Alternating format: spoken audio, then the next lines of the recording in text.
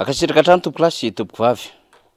Tsy andeha lavitra tahaky mahazatra isika iresaka Madagasikara ray manontolo fa hijanona eto Antananarivo renivohitra.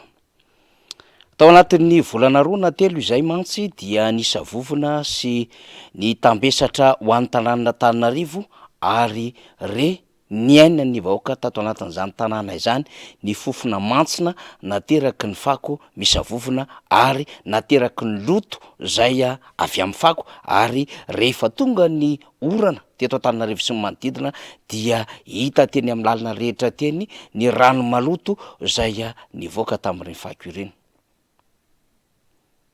Tamin'ny fotoana ny fampilezan-kevitra 2024 dia ain'ny kandida naina André Tsitoaina tamin'izany fotoan'andro izany no nidina isaky ny elakelan-trano ary nampanadina ny amin'ny hijery zay vahaolona ho ataony mikasika indrindra ny amin'ireo kanala na lakan-drano tsetsina sy misy fako. Ainy ihany koa no nanantona ireo sahirana natany amin'ny natoenina zay tena manahirana azy ny andehanana azy satria ratsy maloto ary niainana ny endriky ny fako sy ny manodidina ny rano tsy mety afaka izany na hoe ny androny. Fa taorian'izay dia sarotra ny ilazaina fa nahavita ny tety ireny toerana zay sokajiana ho tanàna ambany feno loto ireny ny ben'ny tanàna. Sy de ivalafatra firy amin'izay tsika fa ny tontolo ny fako ny resahantsika. Ny fako zay nanenjehana ny ben'ny tanàna teo aloha ny amin'ny hoe tsy miasa ny ben'ny tanàna ary misavovona sy manamaimbo manamantsina ny tanàna ny fako zay miparitaka eto Antananarivo renivohitra. Ny olana raha teo ny tranga noho ny tsy fisian'ny fanampiana subvention ho an'ny tanàna Antananarivo renivohitra. Ny olana raha teo koa ny tranga tamin'izany fotoan'andro izany satria mbola tany amin'ny fanjakana tamin'ny alalan'ny ministeran'ny rano ny Samva zay orinasa natsangana teo anivon'ny commune urbaine Antananarivo renivohitra ka afaka mandroka ny fako zay manerana ny 2.1 fokontany. Ireny no natao entina hanenjehana na nanenjehana ny mpifanandrina ara-politika tamin'izao fitondrana izao ary nentina nanoerana tamin'ny fampilezan-kevitra sy nanaovana diabolisation ny fitantanana ny tanàna Antananarivo nentina Ramatoa Lalao Ravalomanana ho tsy naharoaka ny fako ary mampiaina ny vahoaka Antananarivo ao anatin'ny loto. Ka rehefa nandeha izany fampilezan-kevitra izany tamin'ireo kandida pilatsa-kofidiana dia nitondra ny fanazavahan-kevitra mihitsiny ary nandresy lahatra ny vahoaka Antananarivo renivohitra mikasika ny programa anasany ny amin'ny handrofana ny fako eto amin'ny tanàna Antananarivo inganaina André Tsitoaina. Nafaly sy napitaka ny mpanalika izany ary ny ely nanodidina ny tanàna ny amin'ny hoe arovantsika ny tanàna sy ny amin'ny hoe Antananarivo tanànantsika. Nitretra moa fa manana endrika vazaha, nitretra moa fa olona tia fahadiovana ny aina tany amin'ny toerana misy azy zay nanambola sy toko-tsiforoana ary nitretra ny rehetra fa olona nanana kolotsaina ambony be amin'ny fitetezana zao tontolo zao no hitatana ny tanàna Antananarivo ka heverina zany fa tena hitondra amin'izay endriky ny fahadiovana tsara izay ary indrindrandrindra fa mpiara-miasa ny fitondram-panjakana satria ny antoko ny fitondram-panjakana na ny vovonina miara-dalina ny fitondram-panjakana ny IRK no nanolotra azy teto Antananarivo renivohitra. Kinona mbola andrasana tanàna madio zany tanàna tsara zany no heverin-drehetra fa ho vatanina taoriana ny fahalaniny ho ben'ny tanàna Antananarivo renivohitra. Andenge ho renesitsika ny toky feno fampanantenana nataony momba ny fako eto Antananarivo renivohitra ary ny fatorana tao anatin'izany adevitra momba ny fako izany ny filoham-pirenena Andriamatoa Andry Rajoelina. Iza zany no amerina ny Savahan'ny commune. Président Rajoelina amerina ny Savahan'ny commune. Allo hiverina ny commune ny Sava, tsika ihany no mikarakara ny fako. Mety sa tsy mety? Amin'izay tsy mifanilika ndraiky teo. Allo ataon'ny commune. Rehefa vita ny asa, voaroaka ny fako faly ny tanàna. Raha tsy voaroaka ny fako dia tongava ty amiko. Ny ben'ny tanàna ny tompona ndraikitra raha tsy vita ny asa. Mety? Tao anatin'ny kabarina taony ny amin'ny hoe angatahantsika ho an'ny filoham-pirenena ny amindrana ny Samva ho aty anivon'ny CEA ary ara-asa ny fitondram-panjakana. Mazavy ny amin'ny hoe ho karakaraina momba ny fako io ary mazava koa ny amin'ny hoe rehefa tsy voaroaka ny fako dia izy ben'ny tanàna ny tompona ndraikitra amin'izany.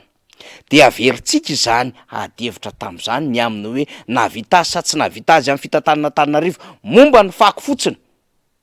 Andriamantoa nainandretsitoainy be ny tanàna Antananarivo renivohitra. Ny rehetra de samy mahatsikaritra ary mahatsapan'izany ny aminy hoe tsy navita ny mission tao anatin'ny telo taona eo zay ny be ny tanàna. Satria adihevitra azo ny sorohana tsara ny fandrindrana ny fako eto Antananarivo renivohitra satria sady maha subvention no tafaverina amin'ny tanàna Antananarivo ny fitantanana ny Samva ary novaina anarana SMA mihitsy izany. Ka misy mpitatana vitsivitsy eo anivon'ny commune Antananarivo renivohitra niditra ho anisan'ny tompon'andraikitra amin'ny fitantanana izany orinasa SMA izany. Ary indrindra ny amin'ny fahefana rehetrarehetra afaka mibaiko ny fiarakodia, afaka mandrindra ny solika eo anivon'izany orinasa izany dia eo an-tanan'ny tanàna Antananarivo. Ka inona ny olana? Veritsika hatrany zany fanontaniana zany. Inona ny sakana? Ary inona no vesatra tsy ahafahana mandroaka ny fakona Antananarivo renivohitra? Rehefa vanim-potoana fahavaratra tahaka izao, rehefa milatsaka ny orana, arak'izany dia vao mahay miavesatra ny fako. Ary rehefa milatsaka ny orana de maika ihany koa miparitaka ny rano maloto zay mivoaka avy amin'ny fako zay tratrany rano. Indrindra moa rehefa manatona tahaka izao ny volana Novambra ary manitsaka ny volana Desambra miazo ny volana Janary dia mihamaro ny fako eto Antananarivo renivohitra. Voalohany, vanim-potoana zay fahavokarany manga ary vanim-potoana ihany koa fahavokarany letsia. Ka ny hoditra sy ny fitaovana zay entina hivarotana azy ireny dia miparitaka eny amin'ny taban-jordira manerana ny tanàna Antananarivo renivohitra. Fa rehefa fotoana tahaka izao ihany koa manatona volana Desambra dia marobe ny endriky ny bazary zay atao manerana ny tanàna Antananarivo, ka misy amin'ireo baoritra sase zay hivarotana kilalao na akanjo maro samihafa no tsy maintsy haterina eny amin'ny taban-jordira satria miparitaka manerana ny tanàna Antananarivo zany ary tsy maintsy rofona, tsy maintsy arina eny amin'ny fanariam-pako. Avy roa eny telo eny mihoatra ny mahazatra zany ny fako rehefa Novambra, Desambra, Janvier. Tsapany tanàna Antananarivo ve izany zava-doza izany? Mangony fotsiny ny tsy fahafahana mandroaka izany eny amin'ny toerana zay misy azy. Fa eo amin'ny lafin'ny fitantanana ny olombelona dia saika mifanaretsaka amin'ny voalavo, amin'ny alika ny olombelona ary miady sakafo, miady ireo zavatra mbola azo raisina eny amin'ny taban-jordira. Zany sisa no zavatra iaina malagasy amin'izao fotoana izao. Feno vahiny mivezivezy raha teo koa eto amin'ny tanàna Antananarivo satria tia Antananarivo ity no renivohitry Madagasikara malaza eran-tany. Ahoana ny ilaharany amin'ny Libreville, ahoana ny ilaharany any Lomé, ahoana ny ilaharany any Doha, ahoana ny ilaharana Antananarivo renivohitra amin'ireo toerana maro samihafa zay manana ny lazany maneran-tany amin'ny marenivohitra azy. Tsy afaka ilahatra amin'izany ity tanàna Antananarivo renivohitra ity satria sady ratsy ny lalana, feno fako ny tanàna ary ny fako dia mitondra fofona ratsy sy mitondra tsy fahasalamana ho an'ny daholobe, ka tsy ny ankizy irery ihany fa na ny olona zay efa lehibe, indrindra moa ireo zoky olona dia tsy afaka ary tsy tokony andeha amin'ny toerana misy fako. Arak'izany de ilahatra sy hosokajiana ankoatry ma hoe tany mahantra azy Madagasikara dia hosokajiana indray ao anatin'ny toerana na tanàna maloto indrindra. Mbola tsy andeha eran'izao tontolo izao tsika fa eto Afrika.